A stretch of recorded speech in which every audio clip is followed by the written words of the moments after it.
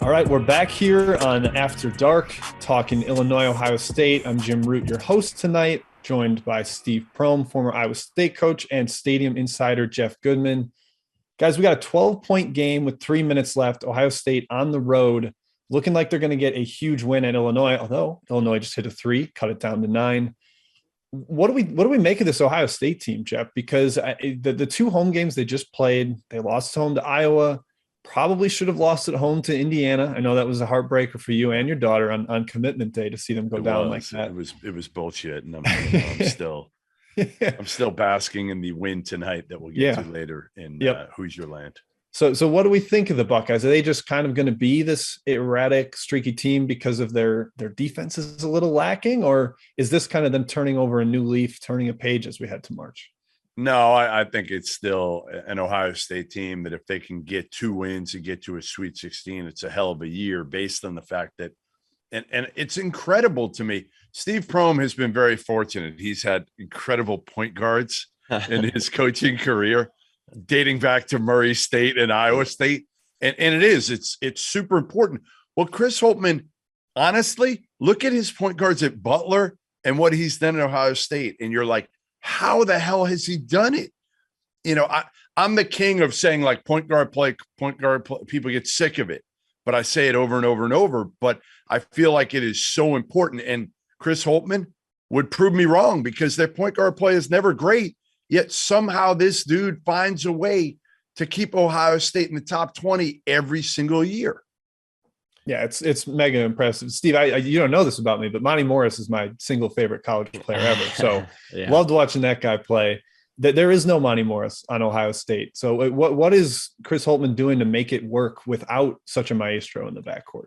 I think the one thing, and we played him in an NCAA tournament a couple years ago, fourth year, we played him, and they upset us in the tournament, and it was a tempo game. I mean, we wanted to play a certain speed. I think he does a great job of really trying to implement his style and his tempo on the team into where he's going to play a certain way, a certain style. He's going to get you in the half court. They're going to run their stuff. And I think, you know, if you're going to have solid guard play, you better have elite 3, 4s, and 5s. And he has that. You know, Malachi, EJ Liddell, Young, Key. I mean, those 4 guys, they're legit. They can start anywhere in the country. And his guard play has been solid. He's got a freshman that's kind of growing up a little bit. He's got obviously the transfer from Penn State, Wheeler.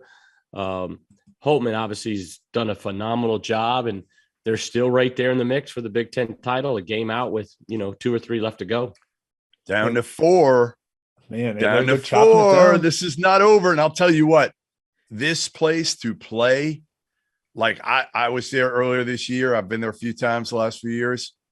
It's out of control. You could see these fans, they're about as hungry as any fan base. Now we're down to 2. Illinois has got on this run.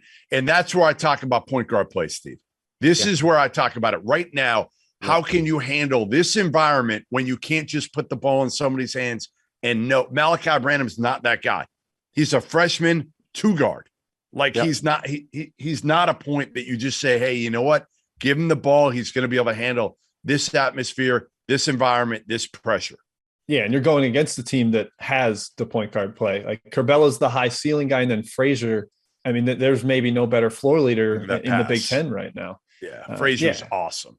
Yeah, unbelievable. Yeah, I think you can talk Illinois. Everybody goes right to Kofi, and I've said this all season long, especially after going and spending some time up there. Williams and Frazier. I mean, Trent Frazier has a radiant personality. When I saw him in practice, he came over. He's got shoulder straps on him, and he's like, "Man, you got to figure out a way to get through practice, man, with Coach." And then I went back up there to watch them play one time. Man, hey, Coach, man, great to see you again. Just personality, infectious, leadership. Obviously he's older, and he's become a gamer. I mean, him and DeMonte, they are winners, and they compete the right way. And I think some of these other younger guys and newer guys in the program, Plummer's having a fantastic game tonight. Yeah. But it's more than just Kofi. Obviously, Kofi's the alpha dog. He's the outlier. But those guys, man, they're the heart and soul. And I mean, Tom Izzo said it both times they've played him.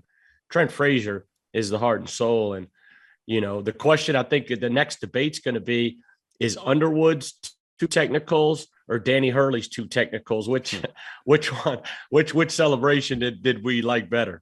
Yeah, I know Nate Oates got kicked out of a game. Both things affected their teams in a positive way. That's what I was going to say. Nate Oates got kicked out of a game and recently. Nate Oates got kicked out, and they did. How many times you get kicked out?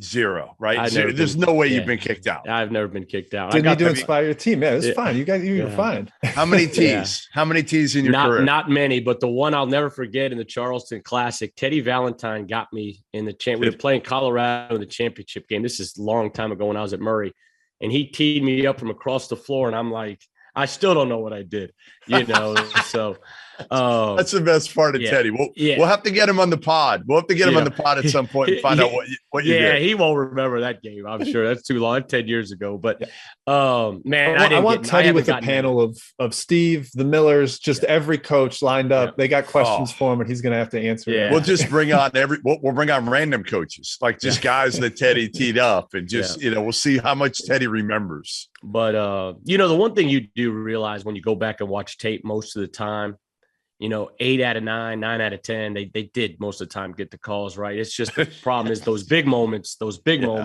Yeah. You hope everything is right because it's a tough job. Yeah, no question. So I think we had kind of geared this, looking ahead at this segment, talking about this game. This was 10 to 15 points most of the second half. Ohio State was kind of making a statement. We were wondering what's wrong with the Illini. Jeff, is there anything still you think was wrong to be down like that most of the way? And now they're kind of, riding the wave of the crowd and their experience to come back. But are you more concerned that they didn't run away from this game? Well, okay. Kofi fouled out. I mean, he did nothing in the second half and picked up 4 fouls in the second half. So I think when you take him out of the equation, obviously they're a different team, because ultimately, even if Kofi's not scoring, even if he's in the post, every time he gets the ball in the post, to me, you have to double if you're a team like Ohio State. Like, you're not playing him straight up with Zed Key. I don't care how big and strong Zed Key is. You're not. Like, there's only how many teams in the country that can play Kofi straight up? 5, maybe, right? Maybe. So, to me, again, you have Kofi in the game. It gives Frazier, Plummer. Look at what Plummer was able to do and get untracked early. He's been struggling lately from 3. They've got everything. They just, I don't know. I mean, again, I just feel like part of it is not having Curbelo and not knowing what his role is right now is kind of a little bit different for them. And EJ Liddell, who kind of comes home, he's from Illinois, hits a big shot there, and they're up. Ohio State's up 4 now. Well, so back to 2. I think that's a good point about Curbelo. Like some other teams that have had the same rotation for the entire season, they're coming into the point where they're fully formed and they kind of know what they're going to be, what their identity is. Steve, did you ever run into anything like that where you had this late in the year stuff where you're trying to figure out? Shayok maybe missed a couple games that one year with the broken foot. Yeah. Shayok. We lost Shayok late in the year, his senior year. He was just with us 1 year, and so. But not to the point where it's really extended. We've had some guys early in the year kind of going transition from the non-conference to the conference, in that December, January, we're trying to bring guys back. But it's tough anytime you're bringing guys back. And we talked about this earlier when they were trying to bring Curbelo back. I think anytime you're trying to bring a good player back and get everything back, chemistry, I think it's always a little difficult to do that. But this Illinois team, big thing. Well, that's the thing with this Illinois team. Like, I still have aspirations that this could be a Final Four team. And the more I watch them, the more I'm like, I don't know. I mean, they could be, but they could get run out in the second round again, and it wouldn't surprise me. Yeah, I mean, I don't have Tyson a feel Walker for went nuts on them. They have. It seems like every game there's ebbs and flows. They're not doing what, say, Gonzaga did with the dominant performance wire to wire. And maybe a naysayer would say, well, Gonzaga only has to get up at this degree for 1 out of every 4 or 5 games, whereas Illinois is doing it game after game. Every game in the Big Ten is a battle. Perhaps that has been part of why, the consistency hasn't quite been there.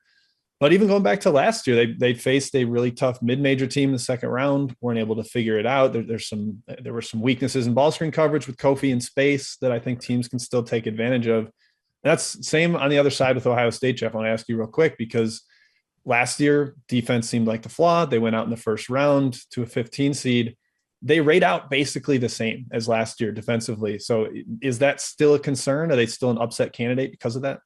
100%. 100%. I mean, again, if you can now today, they've kind of let obviously Branham get on track here, and Liddell's been good. I feel like if there's not a third guy, and I don't know who it is, like Michi could be that guy if he gets going, but Kyle Young was good early in this game. He's tough. I mean, he's a great program role guy, lunch pail guy, but you need kind of that third guy, and they don't really have it. And that's where Justice Suing was going to be.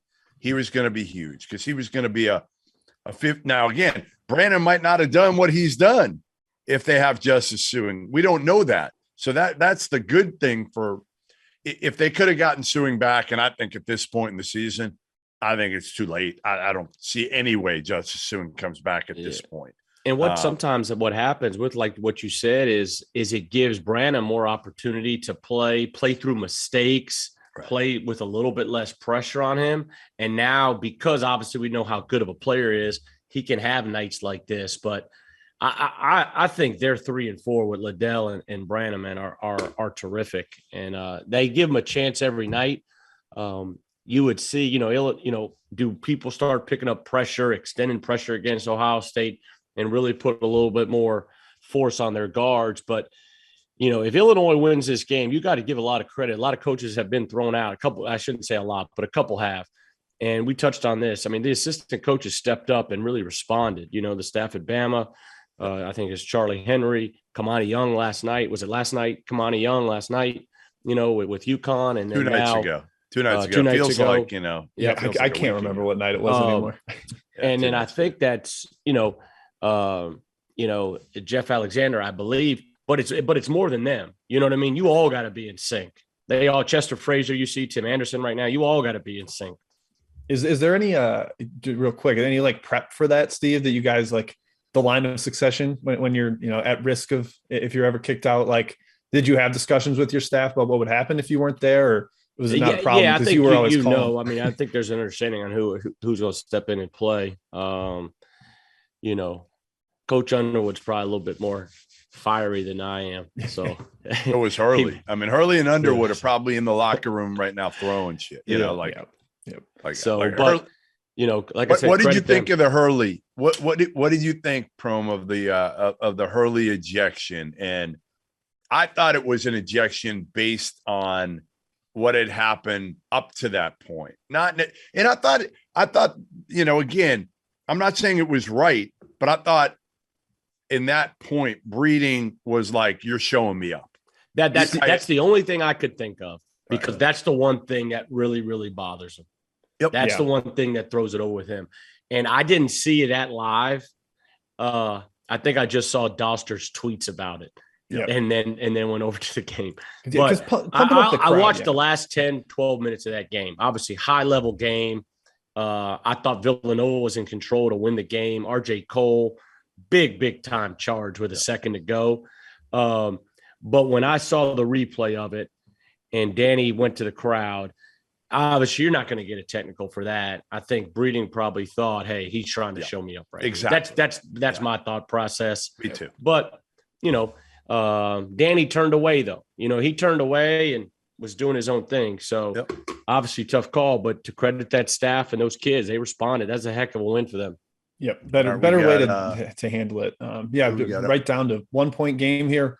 I think we're going to hit to break real quick while this game finishes up. When we come back, we'll talk about what the end result of Illinois-Ohio State was. We're going to get into the Goodman family school, Indiana, whether they're back, whether Memphis is back, both strong performances from bubble teams. Indiana's back, Jim. What do you mean whether they're back? Indiana is back. No, we don't want to know yet. I want to know on the other side of the break if they're back, Jeff. That's when you tell me. We'll hit to break real quick. We'll be right back with that here on Sirius Channel 84.